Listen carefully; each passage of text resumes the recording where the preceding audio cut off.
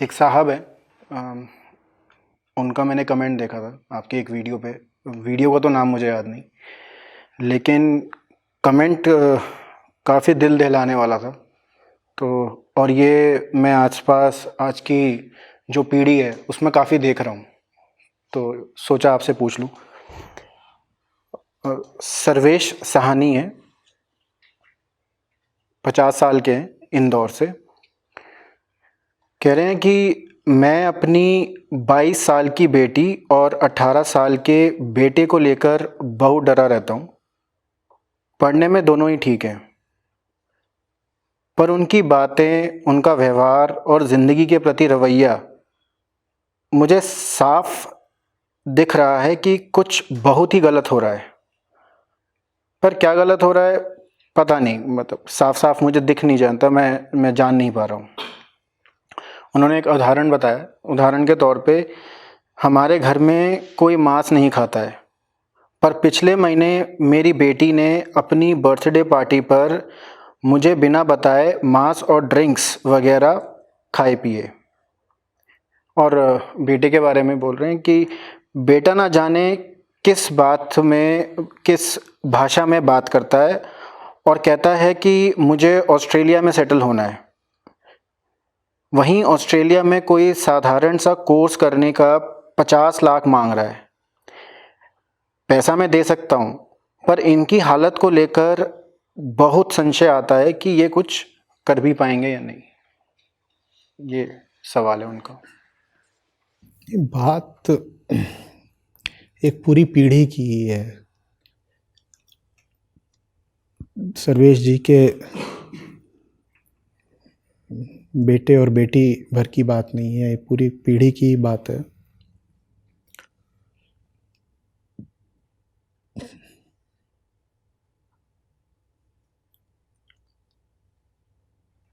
देखो, आदमी बेहतर तब बनता है,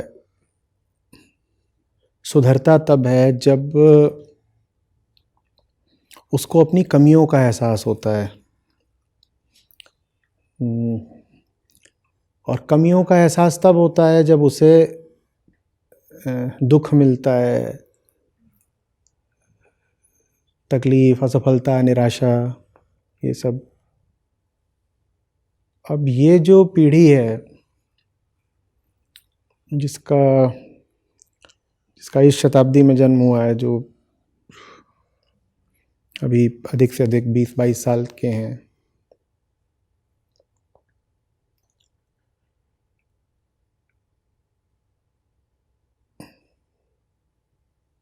इनके साथ एक बड़ी दुखद बात ये हुई है कि इन्हें ये कोई बताने वाला नहीं है कि तुम कितने पानी में हो।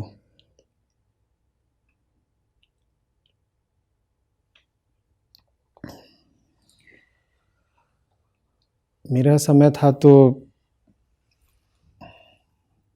जिन बच्चों के नंबर कम आते थे उन्हें बुरा लगता था, उन्हें शर्म सी भी आती थी। हमें भी आया करे। और अभी स्थिति ये है कि नंबर कम आ रहे हों, आप फेल ही हो जा रहे हों, तो भी शर्मिंदा होने की कोई ज़रूरत नहीं है। एक माहौल बनाया गया है जिसमें ज्ञान की और सच्ची उपलब्धि की कीमत बहुत कम है। तो ऐसा भी हो सकता है कि जो स्कूल का सबसे बड़ा मूर्ख हो, जो 100 में से 10-20 नंबर भी हासिल करने लायक ना हो, वो स्कूल का सबसे बड़ा हीरो हो, क्योंकि वो सबसे महंगे जूते और सबसे महंगी घड़ियां पहन करके आता है, तो उसके पास एक स्वैग है। ऐसे कुछ लोग आज से 20-40 साल पहले भी हुआ करते थे हर स्कूल में, हर कॉलेज में, लेकिन उनको बहुत भाव नहीं मिलता था, क्योंकि आम रवैया कॉलेज में, स्कूल में सब स्टूडेंट्स का, टीचर्स का ये रहता था कि ऐसे लोगों को तवज्जो नहीं देनी है। आज वैसा नहीं है। मेहनत और नॉलेज, ज्ञान, इनकी कीमत बहुत कम हो गई है। इनकी जगह कीमत हो गई है पैसे की, स्टाइल की। तो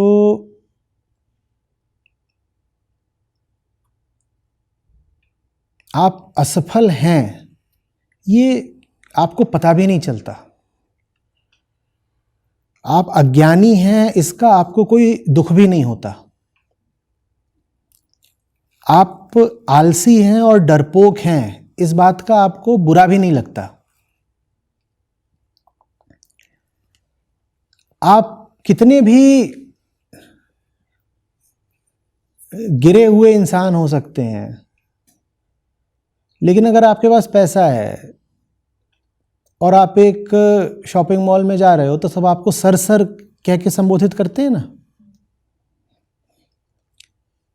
तो कैपिटल ने आपको रिस्पेक्टेबल बना दिया। जो इज्जत आप पहले कमाते थे अपनी मेहनत से या अपने ज्ञान से, वो इज्जत अब आपको बहुत अजीब चीजों से मिलने लग गई है। जो इज्जत आपको पहले मिलती थी क्योंकि या तो आप मेहनती हो या ज्ञानी हो, वो मेहनत अब न जाने किन चीजों से, वो इज्जत अब न जाने किन चीजों से मिलने लग गई है। उदाहरण के लिए, पहले जो कॉलेज का सबसे अच्छा डिबेटर होता था, सब उसका लोहा मानते थे कि साहब ये डिबेटिंग बहुत अच्छी करता है। और अच्छी डिबेटिंग करने के लिए आपके पास अच्छी भाषा होनी चाहिए, और आपके पास बुद्धि होनी चाहिए, और आपके पास नॉलेज, ज्ञान होना चाहिए। आज अच्छे डिबेटर से ज्यादा कीमत रोस्टर की हो गई है। वो डिबेटिंग नहीं कर सकता पर वो रोस्टिंग कर सकता, और रोस्टिंग के नाम पे वो क्या करता है, उसे ज्ञान नहीं चाहिए, उसे बस फजीहत करना आना चाहिए और गाली गलौज करनी आनी चाहिए। वो कॉलेज का सुपरस्टार हो जाता है। अब सुपरस्टार होने पर जिसका हक है वो हक छिन गया, और सुपरस्टार एक ऐसा बन गया बंदा जो 2 कौड़ी का है। आप समझ रहे हो? तो ये जो मूल्यों का पतन हुआ है, मूल्यों के पतन से मेरा मतलब है कि आप गलत चीज को कीमत देने लग गए हो। वही चीज इस पूरी पीढ़ी, इस पूरी जनरेशन में दिखाई दे रही है। मेहनत अब इनके लिए कोई कीमती शब्द रहा ही नहीं है। इन्हें जरा भी बुरा नहीं लगता है बाप के पैसों पर अयाशी करते हुए। और ये एक ऐसी चीज थी जो आज से 20 साल पहले तक भी लोग करते हुए थोड़ा झिझकते थे। कहते थे यार मैंने तो इसमें कुछ करा नहीं ना, कमाया नहीं, अर्जित नहीं करा है, तो बाप का है। आज बाप के पैसे पर बड़ी गाड़ी लेकर के घूमते हुए आपको लाज थोड़ी ही आती है। मतलब क्या है? मतलब ये पैसा कहीं से भी आना चाहिए। जब पैसा कहीं से भी आना चाहिए तो फिर हम कुछ भी कर सकते हैं, सफल होना है बस। और सफलता का मापदंड ये नहीं है कि हमने कुछ ऐसा करके दिखा दिया जो बहुत कम लोग कर सकते हैं। सफलता का मापदंड ये है कि हम ऐसा कुछ करने लग गए जिसमें कंजम्पशन के चांसेस बहुत ज़्यादा हैं, या ऐसा कुछ करने लग गए जिसमें बहुत सारे लोग हमारे वाहवाही कर रहे हैं या हमें अपने झुंड में, ग्रुप में शामिल कर पा रहे हैं। आप कह रहे हैं आपका बेटा है, वो 50 लाख रुपए मांग रहा है, कह रहा है ऑस्ट्रेलिया में जाकर कोई साधारण सा कोर्स कर लूंगा, वहीं सेटल हो जाऊंगा। तो आपका बेटा ये थोड़े ही कह रहा है कि मुझे कुछ ऊंचा हासिल करना है जीवन में। वो यही तो कह रहा है ना कि डिग्री गई भाड़ में, सब कुछ गया, मुझे बस किसी ऐसी जगह पर पहुंच जाने दो जहां मैं मजे ले सकूं। ये इस पीढ़ी का आदर्श बन गया है, मजे लेना। और जब मजे लेना आदर्श हो तो इंसान अंदर से बिल्कुल खोखला हो जाता है।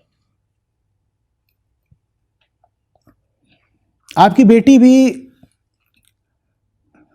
अगर मांस खा रही है और शराब उड़ा रही है तो उसकी वजह यही है कि सब यही कर रहे हैं तो मैं भी यही करूंगी। सही क्या है ये बात कम कीमती है, और दोस्तों के ग्रुप में बिलोंग करना वो ज्यादा जरूरी है। ये जो वैल्यू सिस्टम है उनको कुछ तो समाज से और परिस्थितियों से मिला है और बाकी मिला है परिवार से ही। समझ रहे हो बात को? तो अभी एक भयानक स्थिति पैदा हो गई है जहां पर हम देख रहे हैं कि प्रिविलेज और प्रॉस्पेरिटी कितनी पेरिलस हो सकती है। संपन्नता कितना बड़ा खतरा हो सकती है।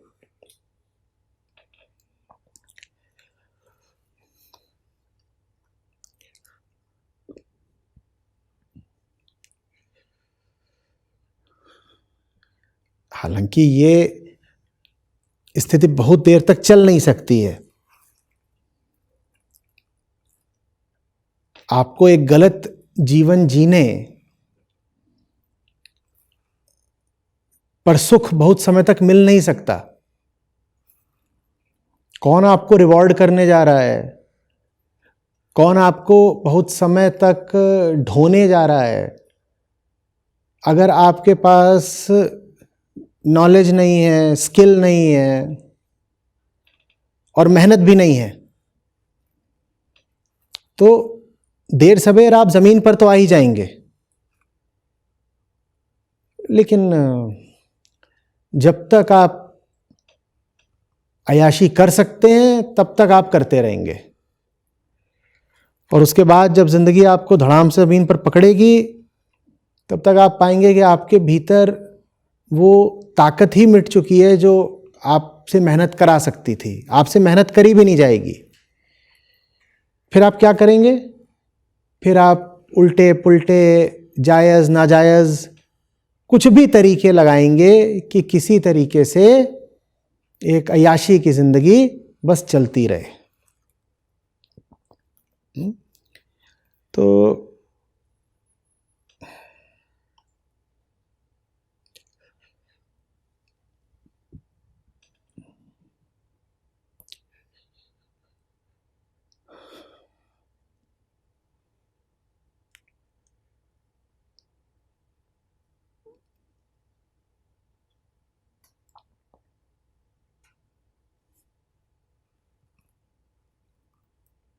मटीरियल इतनी जोर से आगे बढ़ा है ना कि हमको लगने लगा है कि यही सब कुछ है। एक के बाद एक चीज़ें सामने आती जा रही हैं, नए नए इन्वेंशंस हैं। मोबाइल फ़ोन देखिए, आज से 15 साल पहले कैसा होता था, आज कैसा है। कंप्यूटर कैसा होता था, आज कैसा है। 10 साल बीतते न बीतते आप 2G से 5G पर आ गए। वो सब कुछ जो जो मटीरियली पॉसिबल हो सकता है, जो सुख सुविधा हमें मिल सकती है, हमें मिल रही है, तो उस चीज़ ने हमको बिल्कुल मंत्रमुग्ध कर दिया है। हमारे होशो हवास छीन लिए हैं। जब मटीरियल आपके ऊपर बिल्कुल चढ़ जाता है तो फिर जो स्पिरिचुअल है उसकी कोई जगह नहीं बचती ना जिंदगी में। और हायर वैल्यूज आनी स्पिरिचुअलिटी से ही है। जब आपके जीवन से स्पिरिचुअलिटी बिल्कुल गायब हो जाती है तो साथ में जितनी भी हायर वैल्यूज होती हैं वो भी गायब हो जाती हैं। अब डिबेटर से ज्यादा आकर्षक रोस्टर लगता है। अब गुणों से ज्यादा आकर्षक रूप लगता है।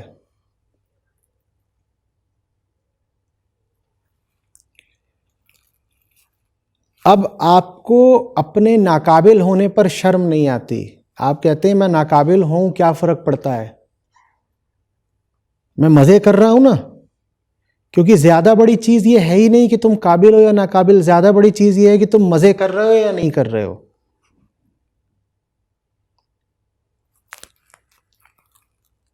ले दे की बात इतनी है कि आपको पता ही नहीं कि किस चीज को कीमती मानना है और किस चीज को नहीं मानना। आपने सबसे ज्यादा कीमती मजे मारने को ही मान लिया है।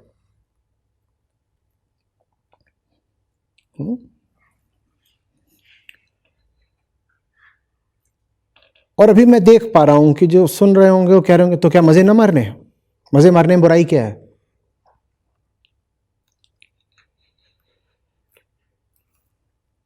क्या बुराई है ये समझने के लिए आपको थोड़ा सा जिंदगी में उतरना पड़ेगा, थोड़ा आध्यात्मिक होना पड़ेगा।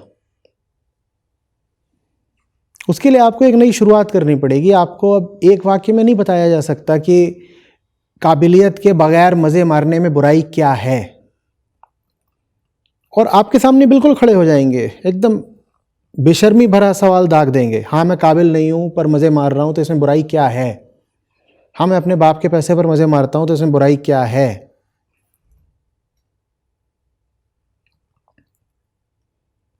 अभी कुछ दिन पहले एक वीडियो अपना प्रकाशित हुआ जो इसी पर था कि महिलाओं को संबोधित करते हुए कि आप अपने रूप और शरीर के ही भरोसे मत बैठी रहिए, गुण और ज्ञान अर्जित करिए, वही असली सुंदरता है। तो उस पर बहुत महिलाओं के क्रोधित से जवाब आए। बोली हम सुंदर हैं अगर, और अगर अपनी सुंदरता की कमाई खा रहे हैं तो उसमें बुराई क्या है। बहुत सीधे सीधे, मैं सुंदर हूं और मैं अपना शरीर दिखा करके पैसे कमाती हूं, इसमें क्या बुरा है। बहुत देर हो गई ना, कैसे समझाएं कि आपको इसमें क्या बुरा है। ये समझने के लिए कम से कम कुछ महीने लगेंगे, थोड़ी मेहनत करनी पड़ेगी, कुछ बातों को समझना पड़ेगा। बाप अचानक से पूछ देंगे कि बाप के पैसों पर अयाशी करने में क्या बुरा है, या कि सेक्सी बॉडी है तो उसको दिखा करके मैं पैसे कमाती हूं तो इसमें बुरा क्या है। तो आपको अचानक से एक वाक्य में नहीं समझाया जा सकता। ये इस पीढ़ी की हालत है। कुछ हायर होता भी है, वो इसका कंसेप्शन ही खो चुके हैं। सिद्धांत रूप में भी, इवन कंसेप्चुअली उनको ये होश ही नहीं है कि जिंदगी मौज मारने खाने पीने से कहीं ज्यादा ऊपर की चीज है। कि हा हा हु करने और गांजा मारने और आउटिंग करने, इससे जीवन का काम नहीं चल जाना है, आप इसलिए नहीं पैदा हुए हो, इससे आपको कोई संतुष्टि मिलेगी भी नहीं। वो कहते हैं पर हमें तो मजा आ जाता है। ये तर्क है। अब ये समझा पाना कि देखो इससे तुम्हें जो मजा आता है वो बहुत नहीं चलता, क्योंकि अगले ही वीकेंड में तुम्हें दोबारा यही मजा मारना पड़ जाता है। तुम्हें जरूरत आ खड़ी होती है कि फिर से मैं धुआं उड़ाऊं, मुझे ड्रग्स फिर से चाहिए, शराब फिर से चाहिए। ये समझा पाने के लिए जरूरी है कि पहले कम से कम कुछ हफ्ते तो मिले उनके साथ, कुछ महीने नहीं तो, पर वो हफ्ते महीने मिलेंगे नहीं, क्योंकि उनका जो पूरा माहौल है, जो उनका पूरा इकोसिस्टम है, वो इस वक्त ब्लॉक्ड है, क्राउडेड है, पूरा भरा हुआ है। उसमें किसी ऊंची बात के लिए कोई जगह ही नहीं है। वो ऊंची बात अगर किसी तरीके से उनके इकोसिस्टम में घुस भी जाए तो वो इनको इतनी चुभती है कि उसको तुरंत निकाल के बाहर फेंक देते हैं। कहते क्यों आ गई ये बात? तो देखिए, अगर आप वाकई समाधान चाहते हैं तो समाधान तो यही है कि आपको अपने बेटे को, अपनी बेटी को सही संगति देनी होगी, उनको ऊंची आर्ट, ऊंचे लिटरेचर, ऊंचे लोगों के पास ले जाना होगा। जब तक उनका ऊंचाइयों से परिचय नहीं होता तब तक तो वो निचली जगहों पर ही लौटते रहेंगे, आप उन्हें रोक नहीं पाएंगे।